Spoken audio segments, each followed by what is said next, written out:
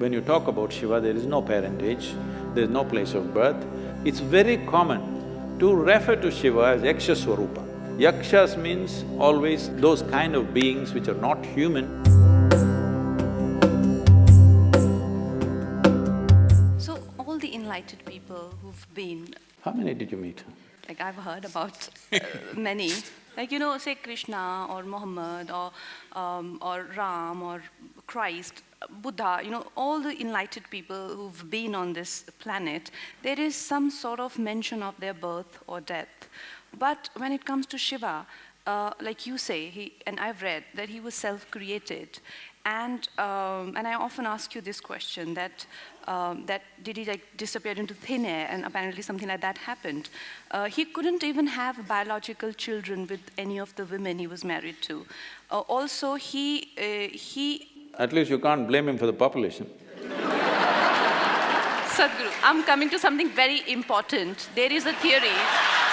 I thought population was very important No. too. There is a theory that Shiva is alien. My favorite director, Christopher Nolan, made this film, Interstellar, which is one of my favorite films, where they are constantly referring to certain beings as they. They are communicating, they are talking to us, they are doing this, but they never really clarified who they were. Like, were they aliens, were they gods, who they were? And Sadhguru, like this, I think I felt it in, like when any creative idea comes to me, it has absolutely no intellectual grounds where I can go back and track it down. It's literally like a mail dropped in my head. It seems like it's from an outside space. This is not a confession. I know it's a confession, but Sadhguru, is it that we are being operated by an external, sort of outside beings? Is it that? Well, people who have no faith in human intelligence are looking up that intelligence will come from somewhere else. What we need to understand is, see, there are certain things which are very significant things in this country which unfortunately this present generation has completely forgotten, or very few people are reminded, and the rest of the world, some places they recognize, rest of the places it's not there. What the thing is just this, here we consider things like this. For example, in yoga, we call your spine the center of the universe, we call it Merudanda. That means it's the axis of the universe. What is a universe? Please understand this. Today scientists are admitting it is an endless universe. Forever we've been saying it's an ever-expanding universe. So we said your spine is the axis of the universe. That sounds ridiculous. Even without putting any load, most people's backs are hurting badly. They can't even walk or run or do anything. If this becomes the axis of the universe, what will happen? Why we are saying this is, see, you know there is a universe or you think there is a universe only by your experience, isn't it so? If you did not experience, if you could not see this, if you could not see like this and feel like this, you wouldn't know there is a universe. Only because of your experience there is a universe. And the center where your experience is being transmitted is through your spine. If we cut a few wires in your spine, you will have no experience even of the body, forget about the universe. So because your ability to experience the universe is rooted and centered in your spine, we are calling your spine as the axis of the universe. Suppose this hall, see now we know the boundaries of this hall. Now we can debate whether this is the center of this hall or that is the center of this hall. Suppose there are no boundaries to this hall. How would you decide which is the center of this hall?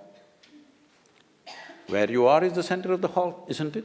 From this basis, we developed a whole possibility for a human being, how not just to believe these things, but to make it into your living experience. It is from this the word yoga came, that the inclusiveness happens not because I tell you, oh, I love you love me and all this stuff. Inclusiveness happens simply because you obliterate the boundaries of your individuality. Not because I love you love me, I hug you hug me, so because we are inclusive, no. All that will last for some time, tomorrow if they do something that you don't like, it'll be finished.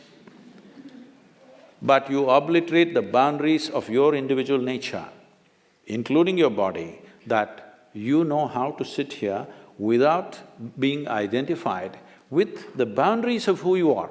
Your physical structure, your mental structure, your emotional structure has a boundary. It may be large or small. Now, I'm not talking about the body being large. It may be large or small, but it has a boundary. But there are dimensions which have no boundary. What doesn't have a boundary is non-physical in nature. So our focus has always been on that dimension, which is non-physical. That is why Shiva became the most important thing, because Shiva means that which is not, that which is non-physical. Now is he the yogi that we're talking about, is he a human being, did he come from somewhere else?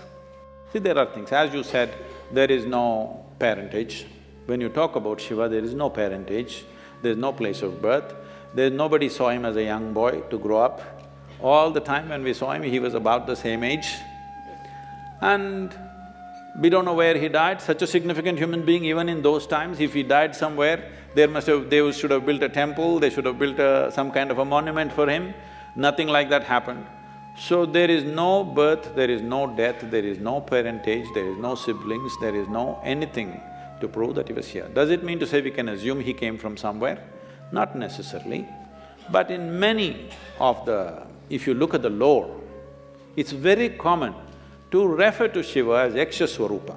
This means, Yakshas means always those kind of beings which are not human, but who supposed to have existed in the natural environment in this planet, in the forests and other things. Whatever we were referring to, some kind of beings or creatures or whatever you want to call them, who are not human in nature. So many times in the lore, you will see any number of songs and other things talking about Shiva as a Yaksha Swarupa. So there are many things which point, but there is no specific proof that he came from elsewhere.